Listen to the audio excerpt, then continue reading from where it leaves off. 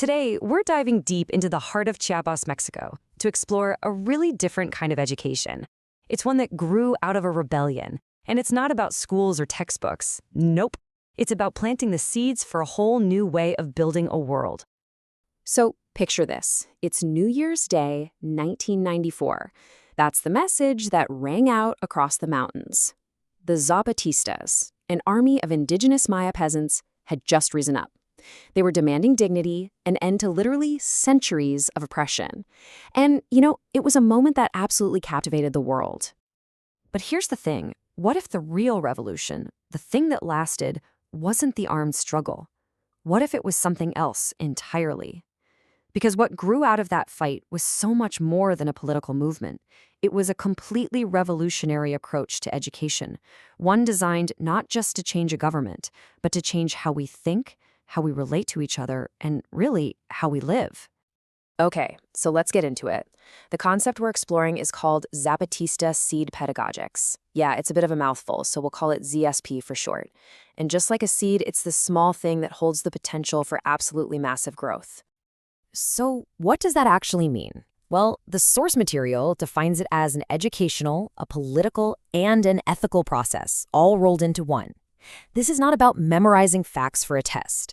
It's about looking at power imbalances everywhere, from our own relationships to huge global systems, and starting this shared journey of learning, and maybe even more importantly, unlearning a lot of what we've been taught. And this is where you can really see the difference between ZSP and the kind of education most of us are used to. See, traditional education, it often asks us to just fit into the systems that already exist. But ZSP asks a totally different question. How can we build our own systems? It's not about knowledge being passed down from some expert at the front of the room. It's about all of us creating it together through our actual lived experiences. To really get this, you have to understand one of their key symbols, the snail, or caracol in Spanish. It represents a pace that is a deliberate pushback against the insane rush of capitalism. It's about moving forward for sure, but also spiraling back to connect with deep ancestral wisdom. Slow, steady, and with a real purpose.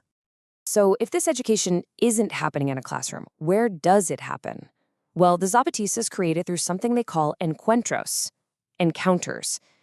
These are basically gatherings where people from all different walks of life come together to share, to listen, and to learn from each other. And look, this is something they've been doing for a long, long time. They've invited activists, artists, scientists, and just regular people from all over the world to their home. From that first huge gathering way back in 1996 to their famous little school where thousands actually lived with Zapatista families, all the way to a recent journey to Europe to share their ideas. And the effect this has on people? Well, it can be absolutely life-changing. This quote from an activist really gets to the heart of it. These experiences, they force you to confront your own place in the world, your own privileges, your own assumptions. It's a really powerful moment of, unlearning. So it's from these encounters that we get the core principles of Zapatista learning. The source we're looking at identifies 7 of them. And you can think of them like 7 actual seeds that get planted in everyone who participates, ready to be carried back home to their own communities. Okay, so here's the full list. They cover everything from practical skills, like learning how to organize, to these huge internal shifts, like learning to see the world in a different way. We're not going to go through all 7, but we are going to zoom in on 3 that I think are just so powerful in how they challenge our modern way of life. The first seed is about time itself. I mean, think about how we live our lives. Always rushing, always needing to be productive, right? Well, this first seed is a direct challenge to that whole mindset. It's an invitation to just slow down. And this quote just nails it, to walk at the pace of the slowest. That is such a radical principle of care when you think about it. It means prioritizing the well-being of the entire community over that relentless drive for progress that so often just leaves people behind. All right, the next seed is huge. It's about learning to listen. And we're not just talking about hearing words. This is a deep, active practice. It requires humility. It means taking apart your own biases and really connecting from the heart, not just from the head. And get this isn't just some nice idea. It's literally built into their political system. They call it mandar obedeciendo, which means to lead by obeying. So leaders aren't bosses. They are servants of the collective will. Their first, most important job is to listen to the people, to the elders, and to the land itself. And that brings us to our third seed, learning collectivity. This is all about making that fundamental shift from an individual I to a collective we. And the crucial thing is, this isn't taught in a lecture. It's learned through the simple, daily acts of living and working together. And you can hear it in this person's voice, right? The experience just fundamentally changes your whole mindset. When you're farming together, or cooking a meal, or building something for the community, you start to realize that real structural change, it doesn't start in some fancy government building. It starts in these small, everyday acts of cooperation. Okay, so we've seen how the seeds are planted in people from all over the world. But what happens next? Where do they grow? This is where we see the truly global impact of this way of learning, as those seeds get carried home and start to take root in brand new soil. There's this amazing metaphor they use for this, the milpa. It's a traditional farm where corn, beans, and squash are all grown together. Why? Because they literally support each other.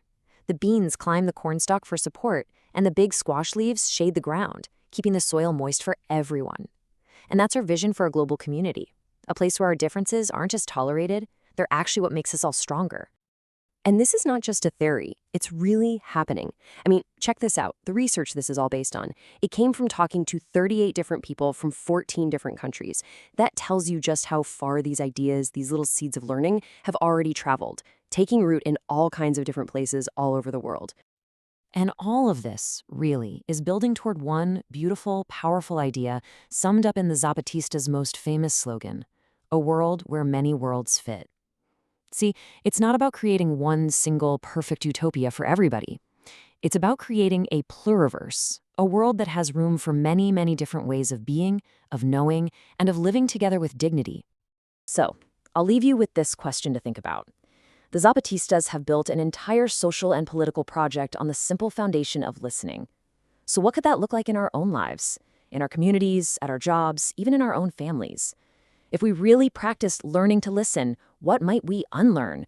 And what new worlds might we begin to build right where we are?